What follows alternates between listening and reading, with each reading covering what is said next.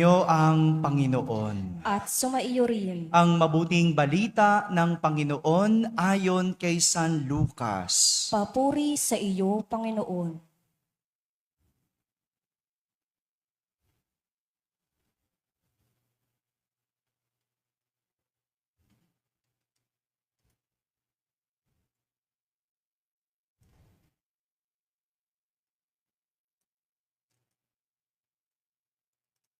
Noong panahong iyon, nagpatuloy si Jesus sa kanyang paglalakbay.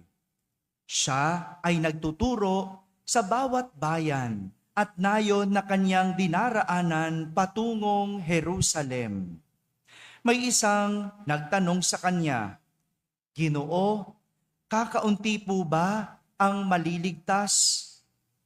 Sinabi niya, "Pagsikapan ninyong pumasok sa makipot na pintuan. Sinasabi ko sa inyo, marami ang magpipilit na pumasok, ngunit hindi makapapasok. Kapag ang pinto ay isinara na ng puno ng sambahayan, magtitiis kayong nakatayo sa labas at katok ng katok. Sasabihin ninyo, Panginoon, papasukin po ninyo kami." Sasagutin niya kayo, "Hindi ko alam kung taga saan kayo." At sasabihin ninyo, "Kumain po kami at uminom na kasalo ninyo. At nagturo po kayo sa mga lansangan namin." Sasabihin naman ng Panginoon, "Hindi ko alam kung taga saan kayo. Lumayo kayo sa akin, kayong lahat na nagsisigawa ng masama. Tatangis kayo at mangangalit ang inyong ngipin kapag nakita ninyong nasa kaharian ng Diyos sina Abraham, Isaac at Jacob at ang lahat ng propeta, at kayo namay ipinagtabuyan sa labas. At darating ang mga tao buhat sa silangan at kanluran, sa hilaga at timog, at dudulog sa hapag sa kaharian ng Diyos. Tunay ngang may nahuhuling mauuna at may nauunang mahuhuli. Mga kapatid, ang mabuting balita ng Panginoon. Pinupuri ka namin, Panginoong Hesukristo. Magsiupo ang lahat at makinig sa homilya. Isang magandang umaga po sa inyong lahat. Pagpalain mo ngayong katabi mo, sabi mo, pinagpalang linggo sa iyo. Pinagpalang linggo sa mga nasa barangay, sa mga nasa tahanan na nagsisimba via online at sa lahat ng nasa abroad. Kasama kayo sa aming banal na pagdiriwang dito sa ating parokya. May tatlong realidad ang sinasabi sa atin ng Ebanghelyo. Tatlong realidad. Una, ang realidad na totoo na may langit. Sabi nyo nga, langit. Ito ang tinutukoy ng Ebanghelyo bilang makipot na pintuan na marami ang nagdanais na makapasok. Makipot. Ibig sabihin, hindi basta-basta. Makipot, ibig sabihin, hindi papasok ang maraming dala. Hindi ka makakapasok ng maraming bitbit. Imaginin mo, masikip na masikip ang pintuan. Hindi pwedeng marami kang bitbit. Kailangan mong bitawan. Kailangan mong iwan para ikaw ay makapasok. At yan ang realidad. Una, mayroong langit. Pangalawang realidad na sinasabi sa atin ng Ebanghelyo, kung may langit, may impyerno. Sabi nyo nga po, impyerno. Ito naman ang tinutukoy ng ating Ebanghelyo na kung saan mayroong iyakan, may nangangalit na mga ngipin, yan ang impyerno. At dahil totoo ang langit, meron ding impyerno. Impyerno. At pangatlong realidad na pinapakita sa atin ng Ebanghelyo, kung mayroong langit, mayroong impyerno, mayroong paghuhukom. Sabihin mo nga sa katabi mo, paghuhukom. Yan, no? Ito yung sinasabi ni Jesus na titindig ang may-ari ng bahay at isasara ang pinto at pipiliin lang ang makapapasok. Pipiliin ang makapapasok dahil mayroong paghuhukom. Tatlong realidad ang tinuturo sa atin. Totoo, may langit, at dahil may langit, mayroong impyerno. At dahil may langit at impyerno, mayroong paghuhukom. Ngayon, pwede po kayong mamili. Ang tanong ko po, saan po ninyo gusto? O, bahala na kayo, no? Kanya-kanyang pili na yan. 3 lang yan. Bahala ka na. At sigurado naman ako, lahat naman tayo gustong mapunta sa langit. Tama ba? Taas nga muna kamay, baka naman hindi ako sigurado. Sinong gustong mapunta sa langit, taas ang kamay. Wala na kayo dyan. Ako, gusto ko. Yung mga ayaw magpunta sa langit, taas nga ang kamay. O, choice mo din yan. No? Ay, ang langit, bagaman para sa lahat, pwede kang mamili.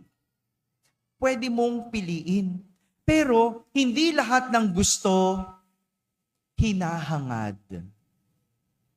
Hinahangad mo ba? Dahil kung hinahangad mo, ibig sabihin, pinagsusumikapan mo. Pagsusumikapan mo. Kung hinahangad mo, pagsusumikapan mo. Hindi lahat ng gusto, hinahangad. Meron gusto makatapos, pero hindi hinangad. Hindi nagsikap Gusto umasenso, pero hindi hinahangad. Ayaw magtiis, ayaw maghirap. At ito naman ang tinuturo sa atin ng ikalawang pagbasa. Ito yung pinapaalala ni San Pablo sa kanyang sulat sa mga taga-Hebreo kung paano natin hahangarin ang langit. 2 lang ang tinuturo sa atin. Una, ang maging bukas sa pagtutuwid. Sabihin nyo nga po, pagtutuwid. Walang tao ang makakapunta sa langit ng mag-isa. You can never go to heaven alone. Kailangan natin magtulungan para makarating ng langit. Totoo, ikaw lang ang kayang magdala sa sarili mo sa langit. Pero kaya mong tulungan ang iba para marating ang langit. Ang kaya mo lang gawin, tulungan ang nanay mo. Tulungan ang tatay mo. Pero hindi ikaw ang magdadala sa kanila sa langit. Tandaan nyo yan.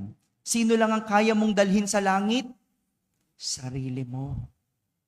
Kaya kailangan natin magtulungan. Kailangan natin na mga maggagabay. Kailangan natin na mga magtutuwid. Kailangan natin ng tulong ng isa't isa para marating ang langit. Kaya kung mayroong nagtutuwid sa iyo, tanggapin at sundin.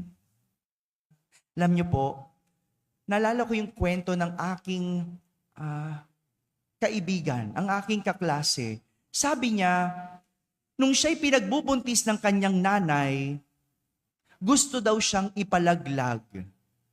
Kasi sabi ng nanay, isa na naman daw siyang bibig na pakakainin. Hindi ko alam, may ganun palang nanay. No? Yung iniisip na yung anak, isang bibig na pakakainin.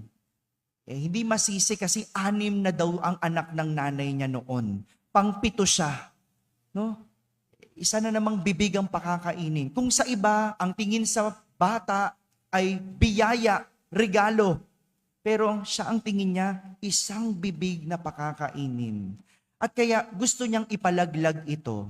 Alam niyo po, ang bata kahit nasa sinapupunan pa lang, nakakaramdam na. Alam na ang nangyayari. Kaya nga may epekto ito kapag laki ng isang tao. Nababalikan ang lahat mula sa kanyang sinapupunan. Kung sino ka ngayon, ay dahil nagmula yan nung pinagbubuntis ka ng nanay mo. At bago magpalaglag daw yung kanyang nanay, nagsimba muna daw. No? Biruin mo, nagsimba pa, no? O baka humihingi ng basbas. Hindi ko rin alam. O baka din kinakabahan siya sa gagawin niya. No? At hindi naman inaasahan, ang humilya ng pare ay tungkol sa abortion, sa pagpapalaglag. Kalain mo, no? Pag uwi niya ng bahay, nagbago ang kanyang isip. Nagbago ang kanyang plano. Hindi niya tinuloy ang pagpapalaglag. Sa panahon ngayon, may nakikinig pa ba sa pare? Hello? O di ba tulog na silang lahat? No, wala na nakikinig. No, tinutulugan na lang kaming mga pare eh. No? Yung pag nagtatama kami, kapag nagtutuwid kami, abay kami pa yung masama. No? Kapag sinasabihan ng gobyerno, anong sasabihin? Church and state separation. Ganun ba yon? Kapag nagtutuwid ka ba, meron kang pipiliin? Kapag magtatama ka ba, meron kang sisinuhin? Ang mali, mali. Ang baluktot, baluktot. At kailangan tuwirin. Yung nanay ng classmate ko, nakinig dun sa humilya ng pare. At makalipas ang 27 years, no? Mula nung isilang niya yung anak, naging pare, yung dapat niyang ipalalaglag. Classmate ko yon sa seminaryo. Siguro kung pinalaglag niya yon, hindi siya nakinig. Walang isang pare ang diocese ng Nueva Ecija. Siguro kung pinalaglag niya yon, walang isang biyaya sa kanyang pamilya. No? Biruin mo yon. Pero mahirap. May hirap. Mahirap magpalaki. Hindi madali. Pero sulit ang pagsunod sa pagtutuwid. Mga bata dito, kapag sinasabihan kayo ng nanay nyo mag-aral mabuti, sundin nyo. Huwag kayo nagagalit sa nanay nyo. Kasi pasasalamatan nyo sila. No? 10 years from now, maaaring hindi pa ngayon. Pero paglipas ng panahon, pag hindi nyo sinunod ang mga nagtutuwid sa inyo, pagsisisihan ninyo. Yan ang una. Para makarating sa langit, maging bukas sa pagtutuwid.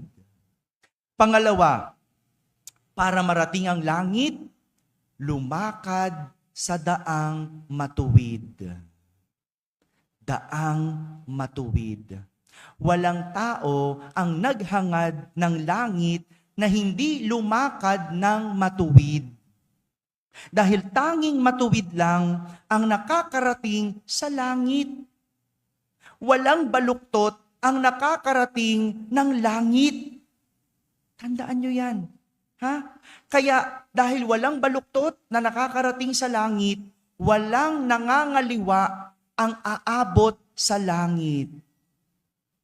May kilala ba kayong nangangaliwa? Hello? Macho, may kilala ka bang nangangaliwa? Sabihin mo, hindi ka aabot sa langit. Kasi pangangaliwa yan. Diretso. Tuwid. Alam nyo, pag nagguhit ka ng linya, di ba? Pag merong kaunting lampas, mayroong kaunting lihis, hindi yan tuwid. Hello? Pero minsan sinasabi natin, okay na yan. Pwede na yan, di naman halata. Pero hindi pwedeng ganyan sa langit. Kaya tandaan nyo, kapag merong nangangaliwa, sabihin nyo, hindi ka makakarating sa langit. Napapatahimik kayo. Mayroon akong kilala. no, nangangaliwa. Kaya hindi ako pabor sa ganyan eh. Pinagsasabihan ko, kahit magalit siya, hindi pwede yon. Huwag niyong konsintihin. Kasi baluktot eh. Baluktot. Alam niyo po, nung ako'y nag-aaral pa, no, sa eskwelahan namin, kapag meron kang nagawang masama, kapag meron kang ginawang kasalanan, binibigyan kami ng teacher namin ng sad slip. Ano yun eh? Parang ganito, papel yun, ganyan. Tapos, meron doon nakasulat yung kung ano mga ginawa mo na mali. No? Sad slip. At kailangan mong papirmahan sa magulang mo. Pipirmahan yon para malaman na meron kang ginawang mali sa eskwelahan. No? Sa mga dati kong kaeskwela, no, kami noon, nanginginig kami pag nakatanggap kami noon. No? Kasi ipapaalam sa magulang, kailangan pirmahan. Pero, kapag gumawa ka naman ng mabuti, may maganda kang ginawa, ang matatanggap mo, happy sleep. No? Hindi po yung sinusuot ng mga lola, ha? No? May ganun kami, happy sleep, no? Ganun din. Happy sleep, no? SLIP, no? Doon naman nakasulat yung magandang ginawa. At papakita mo yon sa magulang mo. No? Kaya, no, yung mga ganyan ko, no, yung tatay ko, no, dinidikit yun sa opisina niya pag meron akong mga happy sleep. Pero talagang parte ng pagiging bata at immature na nakakagawa ng mali. No, yung mga sad sleep, no, natatakot ako. Kasi anong ibig sabihin nun? Face the wall ako pag uwi. No? Alam niyo ba yung face the wall? Yun yung parusa namin eh.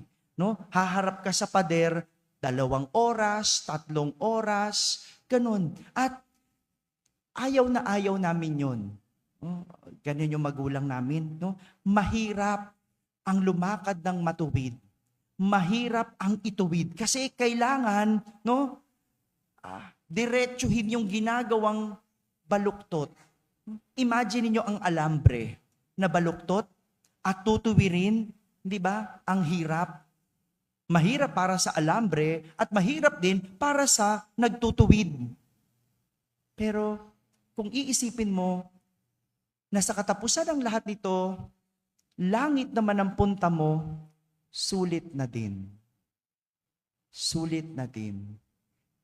Ito yung pinapakita sa atin ng ating mga pagbasa sa araw na ito. At ang pagiging matuwid, nasusubok kapag walang nakatingin. Ang pagiging matuwid, nasusubok kapag walang nakatingin.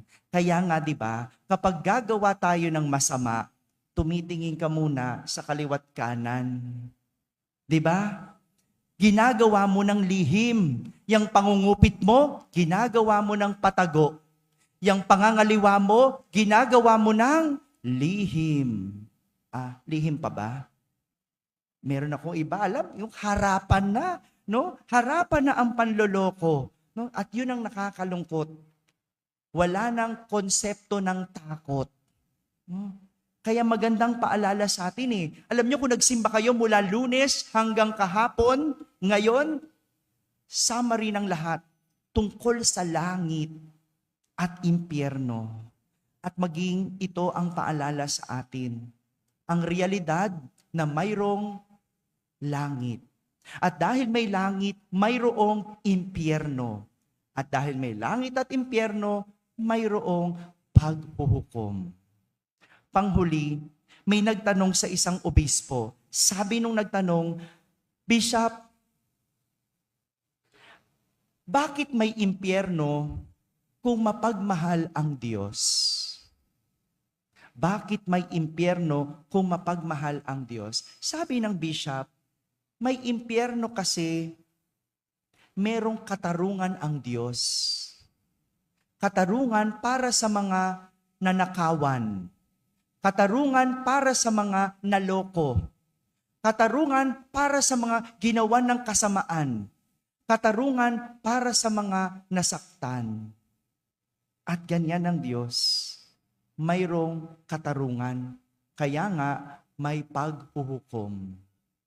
Mga kapatid, mamili sa tatlong realidad. Gusto mo mapunta sa langit? Gusto mo mapunta sa impyerno? O gusto mo ikaw ay husgahan at madala sa hukuman? Amen. Amen.